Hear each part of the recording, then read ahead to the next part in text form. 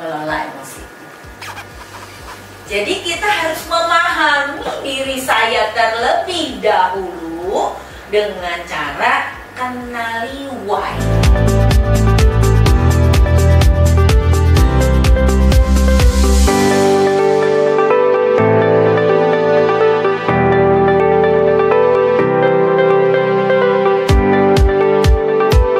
Perilaku organisasi akan terkumpulan tim sales saja. Nanti akan tahu yang di sini apa, mirip toh nggak? Nah sama organisasi juga gitu.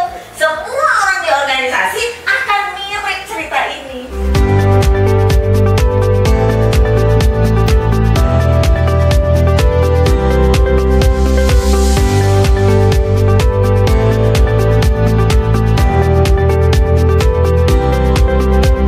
Komunikasi adalah bukan hanya kata-kata yang keluar dari mulut kita, tetapi isi pikiran yang dikeluarkan melalui kata-kata dan body language kita.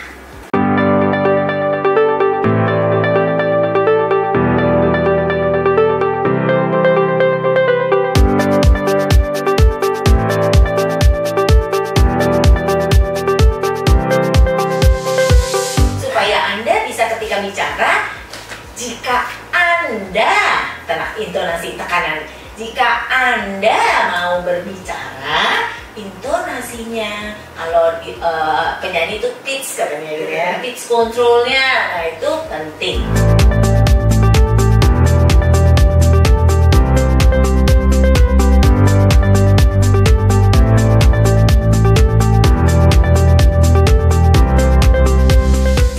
Kenapa etik and manner?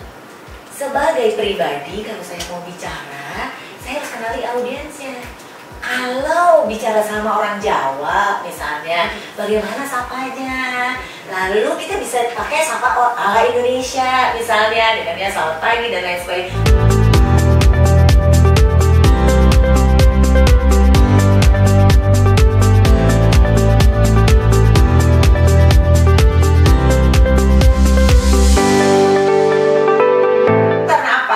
Karena biasanya pengetahuan yang nggak sama, ya, pekerjaan yang nggak sama, ada HR, ada bisnis, ada support, ada operasional, concern dalam mereka berpikir jadi berbeda.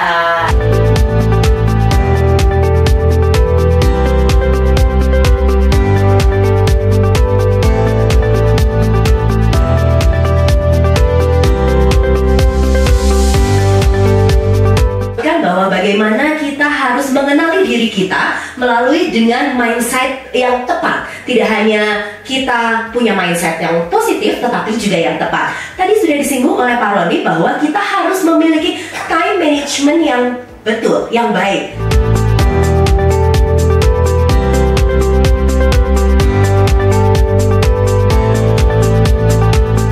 Daripada tema Becoming a Great Person with Impact sebenarnya gitu. Nah, kami akan melanjutkan dari apa yang tim kami sudah sampaikan. Kami akan lebih banyak kepada menyampaikan 3 magic word ya.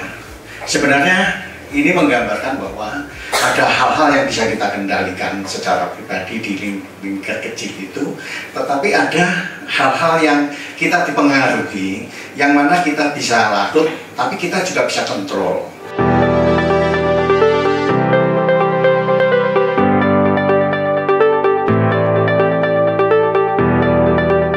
Kita akan mulai dari brand.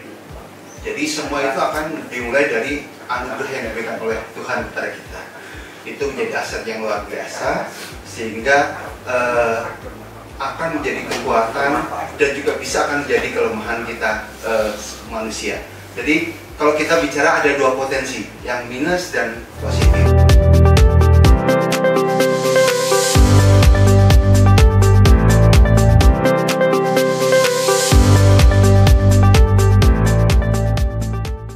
Dan dari semua ini saya rasa ya, kita berusaha menjadi pemimpin. Pertama untuk pemimpin diri kita sendiri, sehingga kita bisa menjadi teman, juga menjadi kesaksian dan juga membawa manfaat kepada orang-orang di sekitar kita. Dan semoga semua pembelajaran 2 hari ini kita semua mendapatkan manfaatnya, dan dari manfaat itu kita bisa menularkan, membagikan kepada orang-orang di sekitar kita. Apa yang saya terima selama 2 hari ini ya akan membangun diri pribadi kita menjadi semakin kuat, semakin berfaedah, semakin bermanfaat, dan kita akan semakin berkualitas. Semoga setelah kita meninggalkan ruangan ini bukan yang terakhir, tapi justru awal new mindset bagi kita untuk mengembangkan apa yang diperoleh selama 2 hari ini menjadi suatu keabadian yang akan kita tinggalkan. Ini cocok banget buat saya sebagai seorang leader di kantor.